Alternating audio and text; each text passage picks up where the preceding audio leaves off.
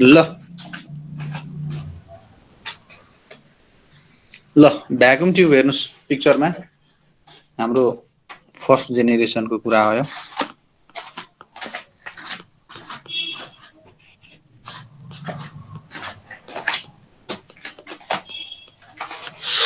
यसको टाइम हेर्नुभयो भने धेरैतिर फरक फरक देख्न सक्नुहुन्छ तपाईहरुले हैन।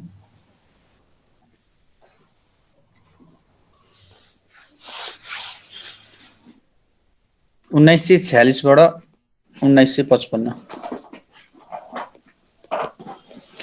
हामीले कम्प्युटरको जेनेरेसनको कुरा गर्दाखेरि यो टाइम भन्दा पनि यसमा चाहिँ के कस्ता टेक्नोलोजीहरु प्रयोग भयो भन्ने कुराहरुलाई चाहिँ ख्याल गर्नुपर्ने हुन्छ।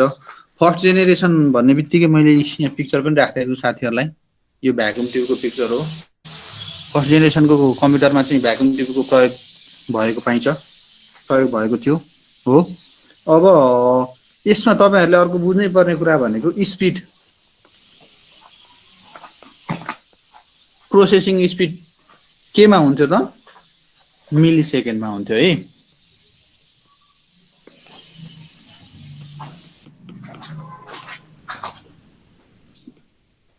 प्रोसेसिङ स्पिड मिली सेकेन्डमा हुन्थ्यो है।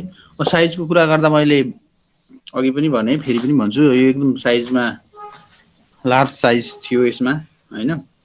इनपुटको लागि पञ्च कार्डको प्रयोग भएको थियो। पञ्च कार्ड भनेको यसलाई आइबिएम कार्ड पनि भन्थ्यो।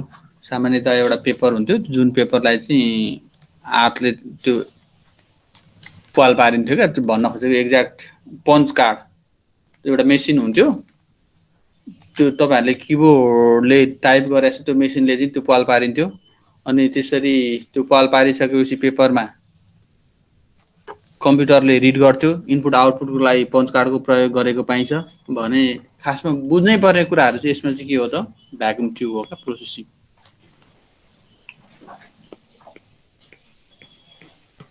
भ्याकुम ट्युब हो भने यसमा ल्याङ्ग्वेजको कुरा गर्दाखेरि मेसिन लेभल ल्याङ्ग्वेजको प्रयोग भएको पाइन्छ। मेसिन लेभल ल्याङ्ग्वेज हो। र यो फर्स्ट जेनेरेसनको कम्प्युटरमा तपाईहरुले बुझ्नै पर्ने जान्नै पर्ने कुराहरु चाहिँ कुन कुन कम्प्युटरहरु चाहिँ विकास भएको थिए भन्दाखेरि यहाँबाट अब्जेक्टिभमा आउन सक्छ, आको छ हैन। मोस्ट इम्पोर्टेन्ट भनेको एनआइएसी हो हैन। कुन कुन प्रयोग भएको थियो भनेर सोधिन्छ।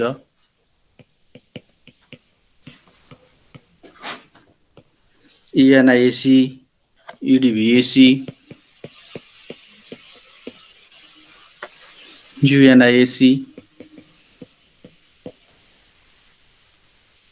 अनि आईबीएम को मोडलहरु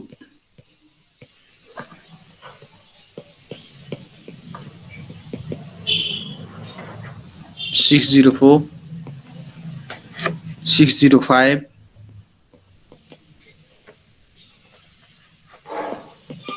701, 702, 704, 705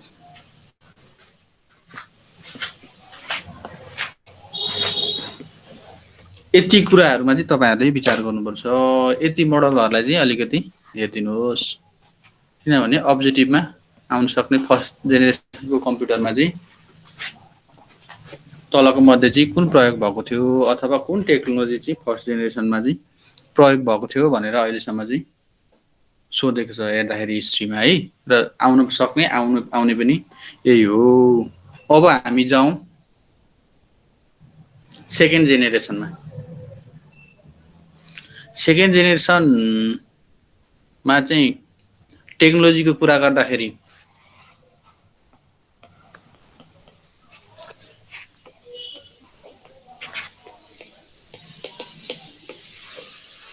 यसको डेट 1956 बाट 1965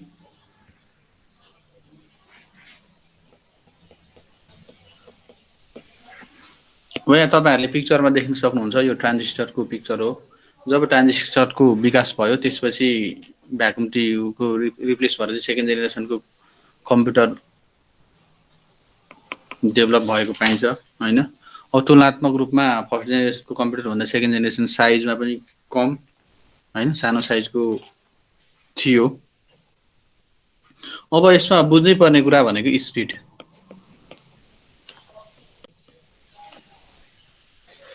माइक्रो सेकेन्डमा जुन अपरेसनल स्पिड भन्नुहोस् अथवा प्रोसेसिङ स्पिड भन्नुहोस् अथवा क्याल्कुलेसन स्पिड भन्नुहोस्, र अर्को कुरा बुझ्नै पर्ने ल्याङ्ग्वेज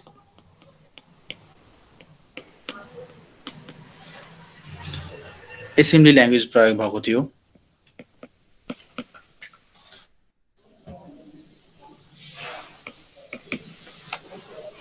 हो र तपाईहरुले यो एसेम्ब्ली ल्याङ्ग्वेजको प्रयोग गर्नुभएको छ होला कतिपय साथीहरूले कलेज पढ्दाखेरि त्यो माइक्रो प्रोसेसरको टपिकमा त्यहाँनेरि माइक्रो प्रोसेसरमा प्रोग्राम गर्नुभएको छ भने गर्नुभएको छ हैन, जसमा चाहिँ एड गर्नु पर्यो भने एडीडी सबको लागि एसयुबी यसरी इन्स्ट्रक्सनहरु दिन्थ्यो हैन। अनि यसलाई चाहिँ हामी डिटेलमा अझै यो ल्याङ्ग्वेज भन्ने हाम्रो टपिकै छ, त्यो टपिकमा पनि कुरा गर्छौं। अनि मैले तपाईहरुलाई जोड दिन आँटे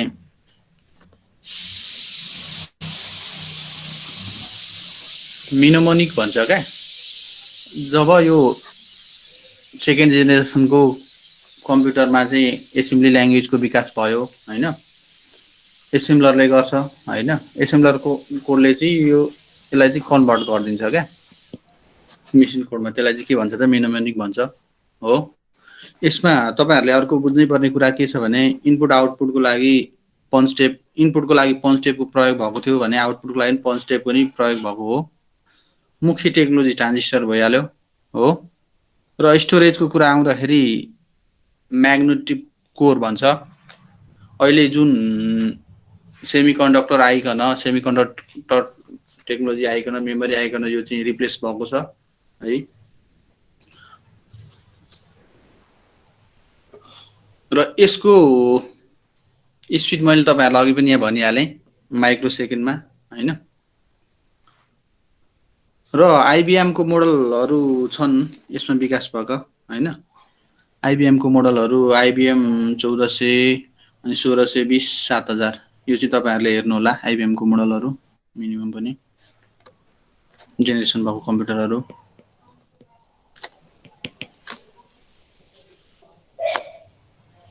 चौदह 1620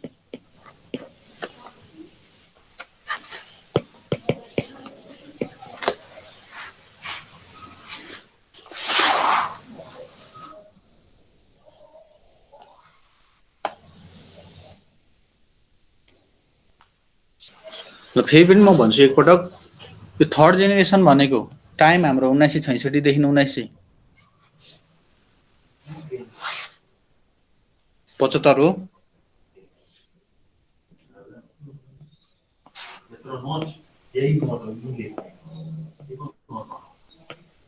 1975 हो। र टेक्नोलोजीको प्रयोग भनेको यसमा आइसी को प्रयोग भएको थियो।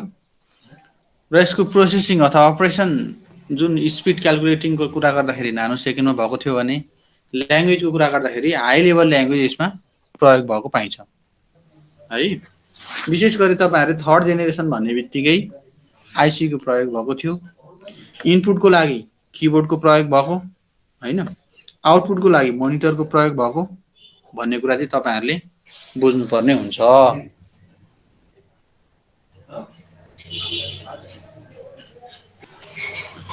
फोर्थ जेनेरेसनको कम्प्युटर भन्ने बित्तिकै यसमा प्रयोग भएको मुख्य कुरो भनेको भिएलआइसी माइक्रो प्रोसेसर पनि भन्छ है। र 1975 देखि अहिलेसम्मको अवधिमा जुन पनि कम्प्युटर तपाई हामीले चलाइरहेको छौं यो नर्मली फोर्थ जेनेरेसनको कम्प्युटर हो हैन। र यहाँबाट सोध्न पनि सक्छ हैन, सबभन्दा कुन चाहिँ हो त इन्टेलको चाहिँ प्रोसेसर, फर्स्ट माइक्रो प्रोसेसर कुन चाहिँ हो भन्दाखेरि इन्टेलको 4004 हो हैन। फोर्थ जेनेरेसन तपाई हामीले अहिले हालसालै चलाइरहेको मेनली तपाई हामीले डेली लाइफमा प्रयोग गर्ने भनेको यो इनपुट युनिट अन्तर्गत किबोर्ड, माउस, स्क्यानरहरुको कुरा आउँछ। अब थर्ड जेनेरेसनमा कम्पेयर गर्ने हो भने साइजको कुरा गर्दाखेरि सानो पोर्टेबल हैन, भने अब स्पिडको प्रोसेसिङ स्पिडको कुरा गर्ने हो भने यहाँनिर मैले लेखिदिएकै छु पिको सेकेन्डमा हुन्छ है।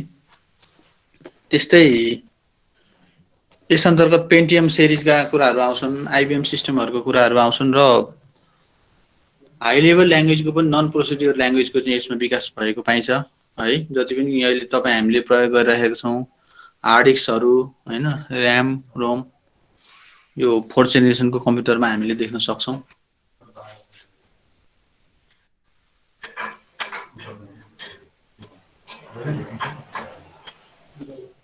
ल 5th जेनेरेसनको कम्प्युटर भन्ने बित्तिकै के प्रयोग भएको त यसमा बायोचिप्सको कुरा आउँछ हो।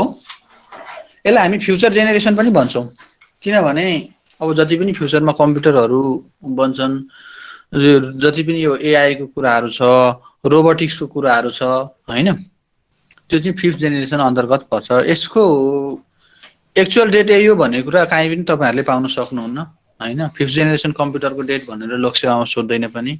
र यसको प्रोसेसिङ स्पिडको कुरा गर्दाखेरि फेम्टोसेकेन्डको कुरा आउँछ, फेम्टोसेकेन्ड हो। र योसँग के क्यापेबिलिटी हुनसक्छ भने यसले चाहिँ अब त्यो पिक्चरहरू चाहिँ रिकगनाइज गर्न सक्ने क्या, जस्तै मान्छे जस्तै हरेक कुराहरू चाहिँ यसले अटो डिटेक्ट गर्न सक्ने। र यो जेनेरेसनमा हामीले अझै बुझ्नै पर्ने कुराहरू चाहिँ नेचुरल ल्याङ्ग्वेजको कुरा छ होइन।